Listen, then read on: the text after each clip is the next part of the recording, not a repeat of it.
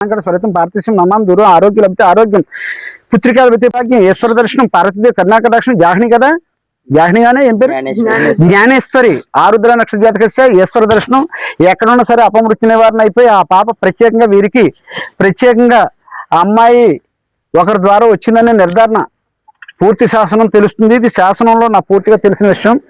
అందుకని అమ్మ పేరుని ఆ అమ్మాయి పేరుని రుద్రకవచ పారాయణం చేస్తున్నాను. అస్యశ్రీ రుద్రకవచ మహామంత్రం దూరం ప్రేమిక దేవత క్లీం మమ శాస్త్రం పద్మాకటం మధుకం పంచాక్షరం త్రినేత్రం స్వలహస్తం ఖడ్గాసం నాగాపాసం ఘట్టం నానాంకర స్వరితం పార్థిష్యం మమాం దూరం ఆరోగ్య లభితే ఆరోగ్యం పుత్రికా లభితే పుత్రిక త్రాహిమాం ఈశ్వర దర్శనం పార్వతీ కర్ణాకటాక్షం అన్నపూర్ణే సదాపూర్ణే శంకరే ప్రాణవల్లభే మాతా భవతీ భిక్షాందేవి పార్వతీమాత తన బిడ్డను తనకు అప్పగించి దేహిమే సదా దేవి దేహి ఆరోగ్యమే సౌభాగ్యం దేవి పరమ సుఖం రూపం దేవి యశోదేహి ఓం నమ శివాయ. శాస్త్రంలో చూశాను. శాస్త్రంలో ఆ అమ్మాయి 100 కిలోమీటర్ దూరంలో ఉంది, సురక్షితంగా ఉంది, ఎవరు తీసుకెళ్లారు, జూలై సెప్టెంబర్ కల్లా తిరిగి వస్తుంది, ఆచూకీ లభిస్తుందని చెప్పి శాసనం ద్వారా నేను రాశాననేదో ఓ పుస్తకంలో ప్యాడ్ మీద ఓ పేపర్ మీద రాసుకొచ్చాడు.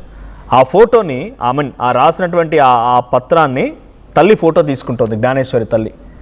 సో అక్కడికి వచ్చి ఆయన పార్వతీదేవి భవతీ భిక్షాందేహి అని చెప్పి ఆ పాపని ఆ తల్లికి వెంటనే అప్పగించండి అని చెప్పి కూడా ప్రార్థనలు ఏదో చేస్తున్నట్టుగా మంత్రాలు జరుగుతున్నారు. అక్కడ ఆయన మాటలు చెప్తున్నారు.